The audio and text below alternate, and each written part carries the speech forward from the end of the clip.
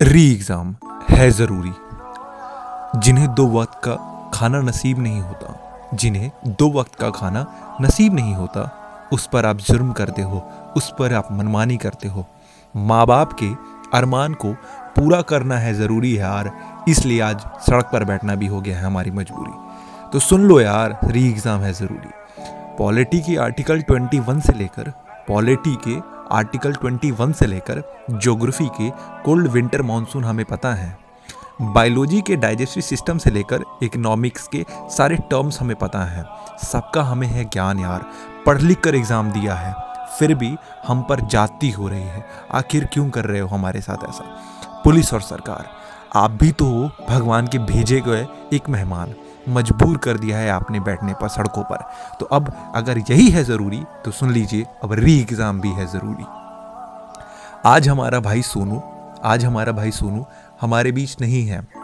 वो भी बड़ा होनहार है, फिर भी आज भी किसी भी सरकार को कोई फ़र्क नहीं पड़ता। वो जिंदा था, वो मर गया, किसी को फ़र्क नहीं पड़ता। तो आज मैं बताता हूँ, फ़र्क पड़ा है।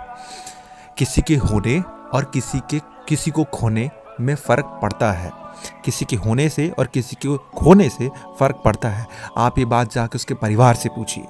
तन्हा अकेले रोने से और करवट बदल कर रोने से फ़र्क पड़ता है जनाब, फ़र्क पड़ता है। ये बात आप जाकर उसके माँ बाप से पूछिए। अब हमारा बच्चा तस्वीर में साथ है, तकलीफ़ में नहीं। अब हमारा बच्चा तस्वीर में है, तकलीफ़ में नहीं हमारे साथ। अब फ़र्क पड़ता है जनाब, ये बात आप जाकर उसके माँ बाप से पूछिए। अकेले भटकते कदमों से हर दिन मिलते हैं। अकेले भटकते कदमों से हम हर दिन मिलते हैं। सरकार के सदमों से जी हम डरते हैं।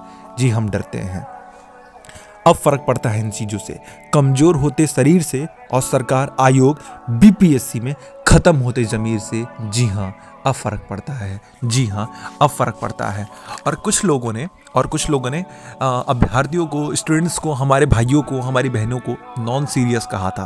तो अब ये उनको जवाब है। अब जिस कोठी में बैठे हो, अब उस कोठी को जवाब है, उस दीवारों का जवाब है, क्योंकि आप बहरे हो चुके हो। 2x2 के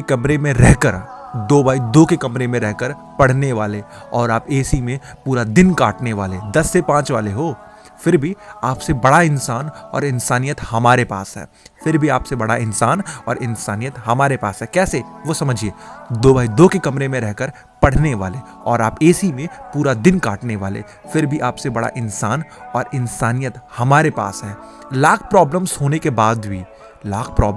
बाद भी, फेल पास होने के बावजूद भी मैंने मुस्कुराते हुए उन स्टूडेंट्स को देखा है।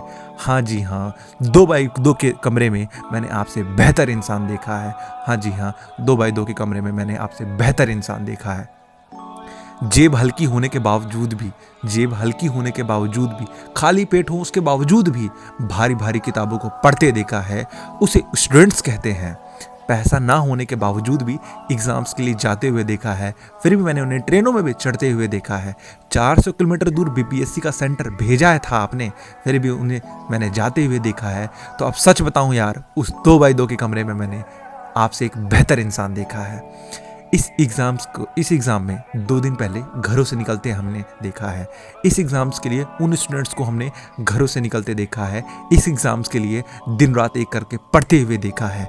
इस एग्ज़ाम के लिए रातों की नींदों की कुर्बानियां हमने देखी हैं।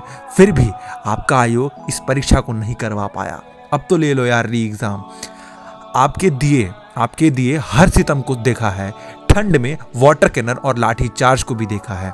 अब तो शर्म करो यार, अब तो शर्म करो। आपके दिए हर सितम को देखा है, ठंड में वाटर कैनन और लाठी चार्ज को देखा है। अब तो शर्म करो यार, अब तो कराओ री एग्ज़ाम। आज भी गर्दनी बाग में हमने अपने भाइयों को और बहनों को धारते देखा है। आयोग, तुमसे बेकार आयोग मैंने कहीं नहीं देखा है। आज भी हम अहिंसावादी हैं। आज भी हमने किसी पुलिस वालों को मारा नहीं है। कोई पुलिस वाला घायल नहीं हुआ है, लेकिन हमारे भाई घायल जरूर हुए हैं। पूरा पीएमसीएच भर गया है। ना तूफान था ना आंधी था। अंग्रेजों को बिना चाटा मारे भारत जैसा दहकता देश वापस ले लिया। भारत के उस दहकते सूरज का नाम महात्मा गांधी था। तो हम उनके अनुयायी हैं, और आयोग को हम ये बताना चाहते हैं, और सरकार को भी, जो ये कहता है कि चुप हो जाओ। मैं शब्दों की दीपशिखा हूं अंधियारे चौबारों में, और हम वाणी के राजदूत हैं और सच पर मरने वाले हैं। और सुन लो बीपीएससी कान खोलकर, हम डाकू को डाकू कहने की हिम्मत करने वाले हैं। धन्यवाद।